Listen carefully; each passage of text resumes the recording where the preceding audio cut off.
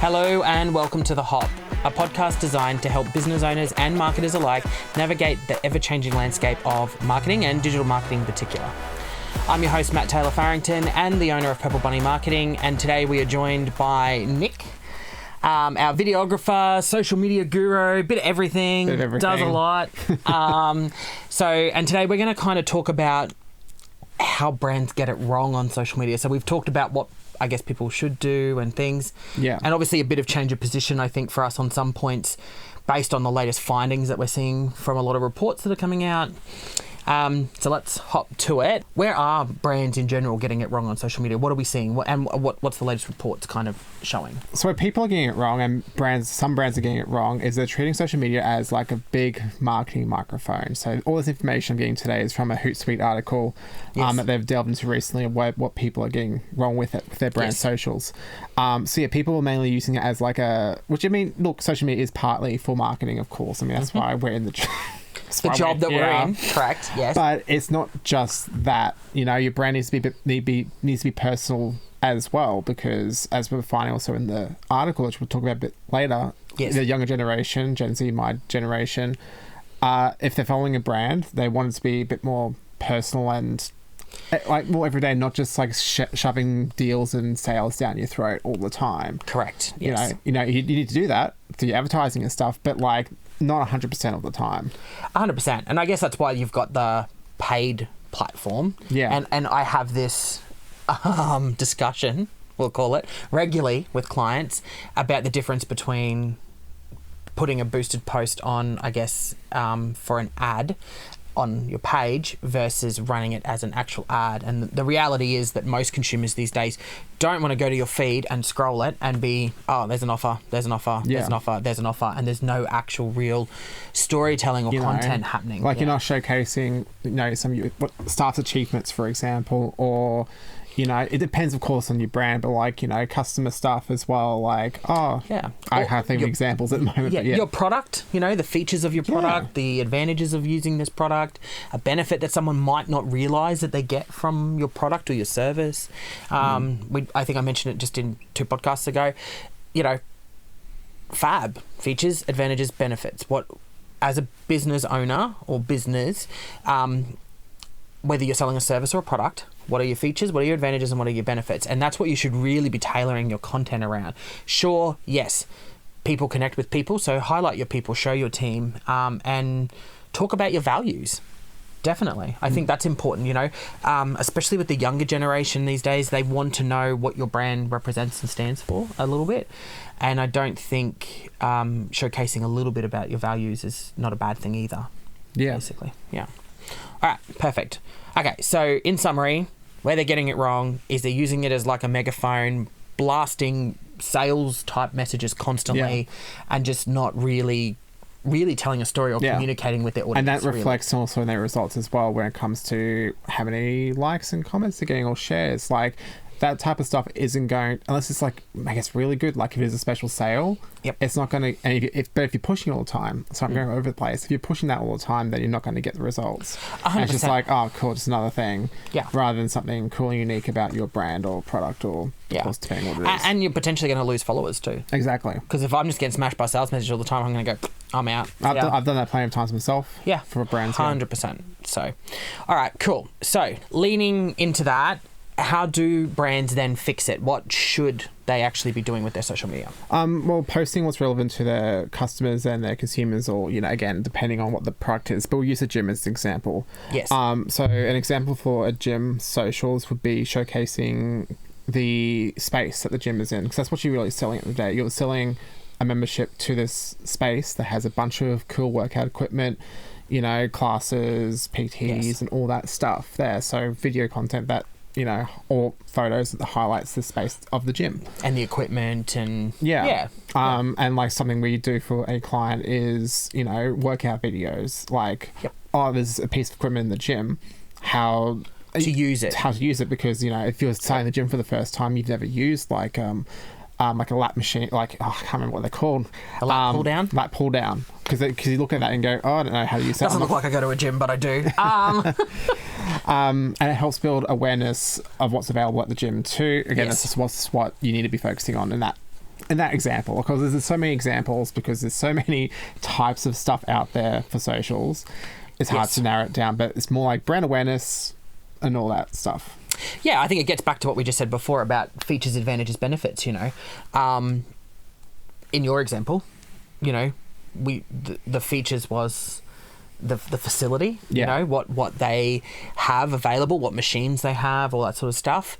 Some of the advantages there being the fact that the PTs are there, you know, you can utilize their services. And then as the added benefits, you showcase the additional things that you provide in that facility, you know. What's the difference? I mean, I know the Anytime brand, we work with them quite a lot. The Anytime brand have introduced, you know, like the beauty bars, identifying that, you know, people tend to go to the gym before work and need to be able to get ready. So they've implemented beauty bars in certain gyms and facilities so that once you are finished and you've had your shower and stuff, a benefit is they've got straighteners and hair dryers and, you know, deodorants and equipment and, you know, all that sort of stuff there so that people can get ready and go. Yeah. So, and not every gym offers that. So that's a benefit, you know? Yeah. So sell those benefits, those features and advantages and communicate them. You don't necessarily need to always just have an offer and be shouting, I guess. The key to what the report kind of identified. Because I think like even before joining a gym, you would check out their socials and see what they have. If it's just like graphics of promos and stuff and just talking about what promos are on, cool, I can join the gym for, you know, no joining fee, for example. But like, well, what are you actually offering? Like, I can look at your social media. Correct, yeah. And I think another thing is, you know, some of the gyms offer group classes, for example. There's another benefit, you know, you don't pay for those. You attend and you get to go to these group classes. I mean, some you do, but a large majority of them you don't. You know, that's great. Being able to learn those workouts for the future is great as well. So I think in general, as businesses, we just need to get better at telling the right story around our brand and our business and our service or our product, opposed to just trying to shout at someone all the time and say to them, hey, come by mine, you know, or come join my gym or do this. There has to be a reason. And people now are wising up to that more and want to know the reason. They want to know, well, why you over this person, or why should I choose this versus this product, for example. So, all right, perfect. Okay, so should brands engage in topical or cultural initiatives such as political or environmental topics? And what did the report kind of highlight for us? So the report states that real people can detect fake stuff, really. They can go, okay, they're not being really genuine in their thing here. So and they're just jumping on the bandwagon. Yeah, exactly. Yeah. So I think it said about 50% of people, almost 50%, I think it's like 46 or something, I can't remember. Yes. That they don't like it when they post political policy stuff. Of course, it depends on your brand. Of course, if you are a politically aligned brand, if you're a Liberal Party, you're going to post about Liberal Party stuff, of course. Yeah, but they expect that from them, right? But they don't expect Joe's coffee shop down the road to start sprouting like, oh wow, the budget was great this time, wasn't it? Correct. And like that has nothing to do with you. You're a coffee shop. Like, why does this matter? You know, because real people detect fake. Yeah, and and they want realness from your business. So if you're not in the political sphere and you're suddenly jumping in, and voicing that, people just kind of switch off. People aren't engaged, and I agree. I think, you know, I didn't follow Joe's coffee shop to get my political updates. Yeah, you know what I mean. His opinion on the budget, for example. I'm assuming that 100%. Yeah, 100%. Correct. You know, like I didn't, and you know, let's leave the politics to politicians. And I think the old saying is, you know, don't talk about politics at the dining room table or at the kitchen table. And I think the same thing is, don't talk about politics on social media unless you're in that field. But it's the same. You know, there's all sorts of fields there. I think the report mentions, you know, that brands just shouldn't engage in, or should think twice about it, you know, whether they're... If it's relevant to them, I guess at the end of the day. 100%. I'm trying to think of an example, but I can't really think of one right now. But it does depend, like, I guess if it impacts your brand in a positive, negative way, I guess. Unless you're impacting it or it's impacting you and your business or whatever, I don't see the relevance in you posting that on social media. I don't see why you need to get involved in that as a brand. I think you can hurt your brand if you align yourself in a certain way. You know, you might have had someone previously that would have bought from your business, but because you've voiced about your political views regarding a subject, you may have switched that person off. So I think brands do need to start being mindful of that. But not only that, again, like you pointed out, and the biggest key takeout from the report was people see it as you being fake or not genuine, in the sense of you're just jumping on it because it's topical at the moment, and you're trying to get you're trying to get it. So I think again, and it links back to the chat that I had earlier with Samuel about shoppers and stuff as well. They sense when it's fake. They want real. They want people who are genuine in the content. So lastly, why do people choose to follow a brand on social media? Most of the time people want to follow a brand is because they want more information, like informational stuff, or that makes them laugh, makes them interested in your brand and stuff, like posting facts. And like we said before, like, oh, did you know my product does XYZ?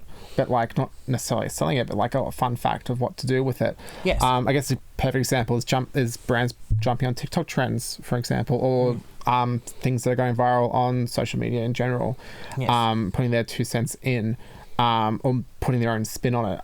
For example, I think I've talked about them before. Duolingo is an expert on that. If you want an example of, I think in my opinion, fantastic jumping on trends in a good way, Duolingo is the one to look at what they do. Nick will insert their details below. I mean, just look them up. Just Duolingo. Yes. They're funny and still using their own brand. They use their green owl for everything. Of course, like the big mascot costume does silly little trends and stuff like that. That's what people want, because like, and at the end of the day, it could help people use the app, for example, or like, depending. I think informative based videos, I mean, look at what we're doing from a podcast perspective, and we've seen our follower base increase because we're giving people information and insight and kind of things that they would not have probably found out otherwise, sort of things. And even us, we're finding out things along the way, so I think people connect with that, and I think it's got to be done. The biggest important thing I took from that report out of the whole thing was brands who are not genuine. So it needs to be genuine, it needs to be real. And so this whole perception that everything has to be staged, you've got to have ridiculous cameras and all that sort of stuff. God, TikTok, if you have a look at that, some of that content that's getting all the views, it's getting all the likes, it's getting all the engagement, is literally shot on an iPhone or an Android phone and just edited together, using CapCut and God knows what other editing software that's out there now, or even just the TikTok editing. So I think we've got to just be real, I think is the biggest thing. The biggest takeout I took from it all was about being real and genuine, and I guess just, looking at the informative stuff. You don't have to get up and do stupid dances all the time, or jump on the latest trend, or because the latest trends aren't necessarily dances and stuff. It is just like using a funny sound or something.